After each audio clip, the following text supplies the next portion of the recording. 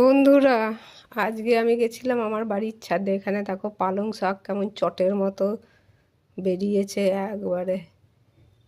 ধনেপাতা তো ছাদে এইসব টব অনেক ছিল আমার বাড়ির। বাদরে তো বেশিরভাগই ভেঙে দিয়েছে। এখন এই কটা পড়েছিল, তো আমি একদিন গিয়ে এইগুলোতে পালং শাক, ধনেপাতা, টমেটো, কাঁচা লঙ্কা সব বীজ ফেলে এসেছিলাম। মাঝে মাঝে আমার বর গিয়ে ছাদে জল দিয়ে আসে, তো এইসব চারাগুলো বেরিয়েছে।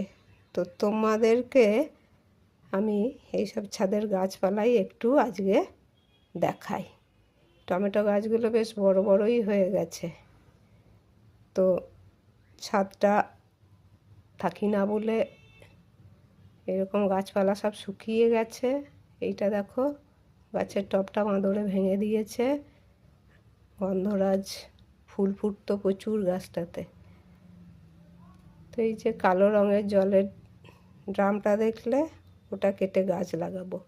আর এটা আমার ফ্ল্যাটের ছাদের থেকে দেখো, আজকের বেলা 12টা বাজে, এখনও কীরকম কুয়াশা,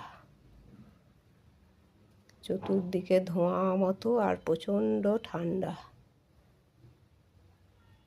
আর ছাদেও দেখো কী সব ফুল হয়েছে, কত ইনকা হয়েছে দেখো, প্রচুর ইনকা হয়েছে। তো ছাদে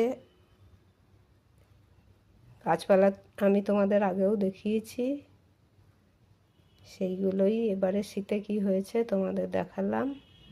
আর প্রচুর হাওয়া দিচ্ছে, ঠান্ডা একদম, গা হাত পা কেঁপে যাচ্ছে এমন হাওয়া দিচ্ছে। তো আজকে রোদ সেরকম ওঠেনি, হালকা পাতলা রোদ উঠেছে। তো একটু ছাদে ওই জন্য তোমাদের গাছগুলো দেখাবো বলে এলাম। বাড়ির ছাদের কটা গাছ লাগিয়েছিলাম সেটাও দেখালাম, আর এই ফ্ল্যাটের ছাদের এই গাছগুলোও তোমাদের দেখালাম। ফুল তো দেখতে ভালোই লাগে, তাই না বন্ধুরা? তো ফুলগুলো বেশ সুন্দর লাগছে, আলো করে আছে ছাদ, খুবই ভালো লাগছে। আর প্রচণ্ড হাওয়া দিচ্ছে, চুল হাওয়ায় একদম এলোমেলো হয়ে যাচ্ছে। তো একটু আজকে ছাদে উঠেছিলাম, কিন্তু দাঁড়িয়ে থাকতে পারলাম না হাওয়ার চোটে, প্রচণ্ড শীত লাগছে।